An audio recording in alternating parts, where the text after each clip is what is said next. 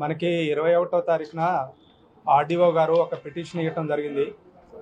Warangal collector గారి signature forgery చేసి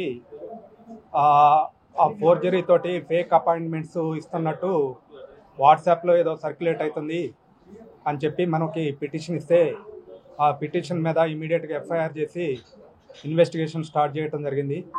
అందులో భాగంగా ఈరోజు ఉదయం మంద కళ్యాణ్ అనే వ్యక్తిని అరెస్ట్ చేయడం జరిగింది.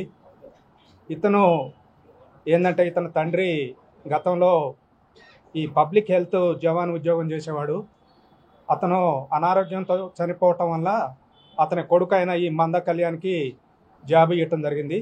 ఇతను 2019 నుంచి 2024 వరకు అందులో జాబ్ చేస్తూ కొద్దిగా చెడు అలవాట్లకి చెడు వ్యసనాలకి బానిసయి ఈ డబ్బులు విచ్చలవిడిగా ఖర్చు చేయటం, దాంతో ఆ డబ్బులు సరిపోక ఆ ఉద్యోగం మానేసి ఈజీ మనీ సంపాదించాలనే ఉద్దేశంతో అతని ఫ్రెండ్స్ని, అతని బంధువుల్లో ఉన్న వాళ్ళని, అమాయకుల్ని, ఉద్యోగం లేని వాళ్ళని మోసం చేసి వాళ్ళ దగ్గర నుంచి డబ్బులు ఒక్కొక్కళ్ళ దగ్గర 25,000 to 50,000 వరకు తీసుకోవటం జరిగింది.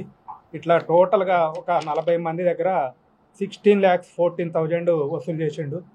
వసూలు చేసి వీళ్ళకి ఈ కలెక్టర్ గారి ఫోర్జరీ సిగ్నేచర్ తోటి వీళ్ళకి ఫేక్ అపాయింట్మెంట్స్, అదేవిధంగా వీళ్ళని నమ్మేయటం కోసం వాళ్ళ ఫింగర్ ప్రింట్స్తో పాటు వాళ్ళ సర్వీస్ బుక్స్ కూడా తయారు చేసి వీళ్ళకి ఇవ్వటం జరిగింది.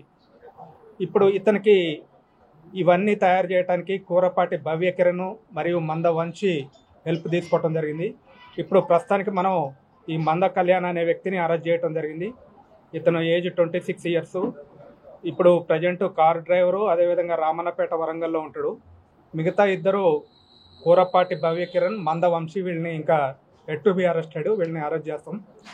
వీళ్ళదే ఇప్పుడు ఈ అరెస్ట్ చేసిన వ్యక్తి దగ్గర నుంచి ఒక 39 సర్వీస్ బుక్స్, ఏదైతే ఈ ఫేక్ బుక్స్ తయారు చేసిండో అవి, అదేవిధంగా 23 ఫేక్ అపాయింట్మెంట్ ఆర్డర్సు, ఆ లెటర్సు, అదేవిధంగా ఈ డబ్బులతోటి అతను పర్చేజ్ చేసిన ఒక ఫ్యాషన్ ప్లస్ బైక్ ఒకటి సీజ్ చేసిను, అదేవిధంగా i10 కార్ ఒకటి సీజ్ చేయడం జరిగింది.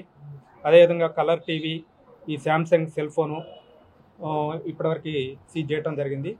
మరి ఇమీడియట్గా రెస్పాండ్ అయ్యి ఇన్స్పెక్టర్ గారు, ఎస్ఐ గారు మహేందర్, అదేవిధంగా ఫనీ వాళ్ళ యొక్క టీము ఇమీడియట్గా యాక్షన్ చేసి ఇది అచీవ్మెంట్ చేయడం జరిగింది.